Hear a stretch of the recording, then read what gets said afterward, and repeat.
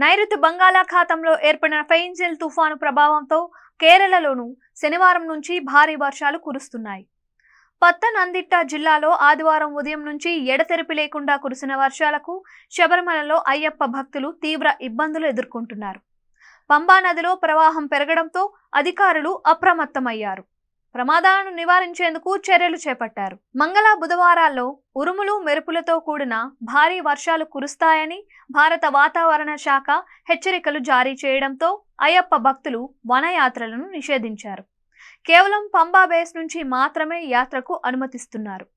తుఫాన్ ప్రభావంతో మంగళ బుధవారాల్లో మలప్పురం, కోజికోడ్, వైనాడ్, కన్నూర్, ఇడుక్కి జిల్లాలకు రెడ్ అలర్ట్ జారీ చేశారు వాతావరణ శాఖ అధికారులు. ఈ నేపథ్యంలో వండి పెరియార్ నుంచి పులిమేడు మార్గాన్ని మూసివేసినట్లు అధికారులు ప్రకటించారు. ఇప్పటికే ఈ మార్గంలో కుజుత్తకులి వద్ద 12 మంది భక్తులు చిక్కుకుపోగా వారిని జాతీయ విపత్తు నిర్వహణ బృందం కాపాడింది. ఈ మార్గం అంతా చిత్తడిగా మారడంతో చిన్నపాటి లోయలోకి జారిపడ్డ 2 భక్తులకు తీవ్ర గాయాలయ్యాయని అధికారులు తెలిపారు. ఎరుమేలి నుంచి పెద్దపాదం మార్గాన్ని కూడా అధికారులు మూసివేశారు.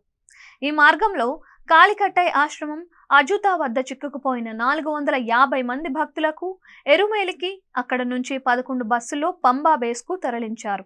తదుపరి ఆదేశాలు జారీ చేసే వరకు పులిమేడు, పెద్దపాదం మార్గాల్లో వనయాత్రను నిషేధించారు. రాత్రిలో శబరికొండపై రాకపోకలు నిషేధించారు. కొండ చర్యలు విరిగిపడే ప్రమాదాలు ఉండడంతో ఈ నిర్ణయం తీసుకున్నట్లు పోలీసులు తెలిపారు. ఎరుమేలి పుంగావనంలో స్నానాలను నిషేధించినట్లు, పంపాలో హై అలర్ట్ కొనసాగుతోందని ప్రకటించారు. కాగా భారీ వర్షాల నేపథ్యంలో శబరిమల భక్తులకు భద్రత కల్పించాలని కేరళ హైకోర్టు ప్రభుత్వానికి సూచించింది. కోర్టు ఆదేశాల నేపథ్యంలో అధికారులు ప్రస్తుత పరిస్థితులను సమీక్షించారు. వరద ఉధృతి పెరిగితే పంపాలో స్నానాలను నిషేధించాలని నిర్ణయించారు.